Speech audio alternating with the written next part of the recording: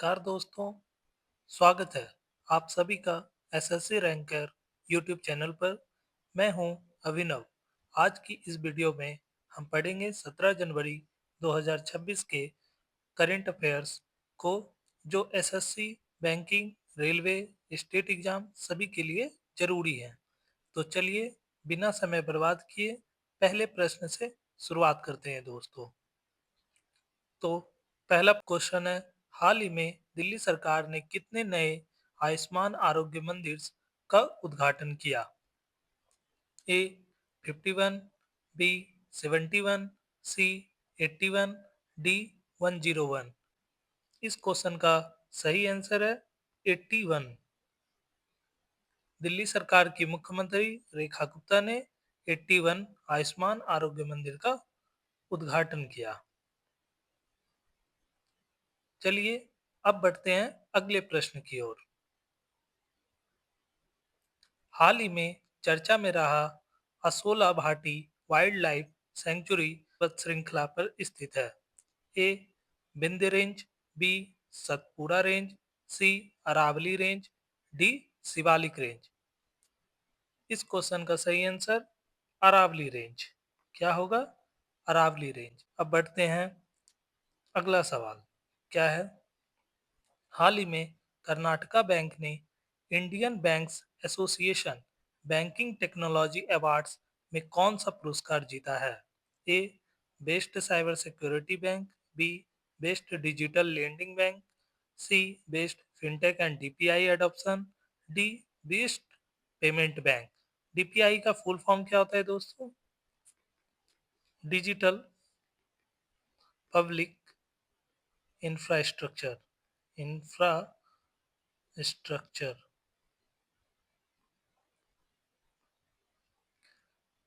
तो इस क्वेश्चन का सही answer best fintech and DPI. यह पुरस्कार बैंक के डिजिटल पब्लिक इंफ्रास्ट्रक्चर और फिनटेक समाधानों के कुशल उपयोग के लिए मिला है। इस बैंक को तो कर्नाटका बैंक को। इसमें बैंकिंग सेवाओं को डिजिटल रूप से बेहतर बनाता है, इसलिए यह पुरस्कार दिया गया कर्नाटका बैंक को, best fintech and DPI adoption award. अब हम लोग अगले प्रश्न की ओर चलते हैं। हाल ही में यमन का नया प्रधानमंत्री किसे नियुक्त किया है? ए सलेम बिन ब्रेक, बी साया जिंदानी, सी अब्दुल मलिक अल हुती, डी अली मोहसन अल अहमर। तो कौन बने यमन के नए प्रधानमंत्री? साया जिंदानी। अब अगले प्रश्न की ओर चलते हैं। 2025 का नोबेल शांति पुरस्कार विजेता कौन है जिन्होंने इसे ट्रंप को भेंट किया?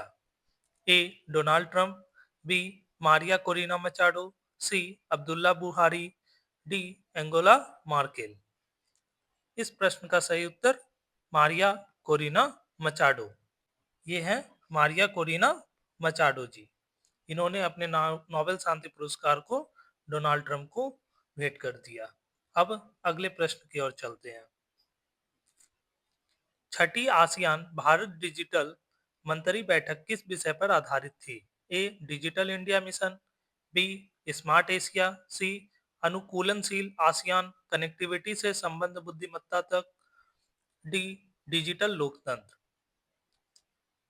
इसका सही आंसर अनुकूलनशील आसियान कनेक्टिविटी से संबंध बुद्धिमत्ता तक। आसियान।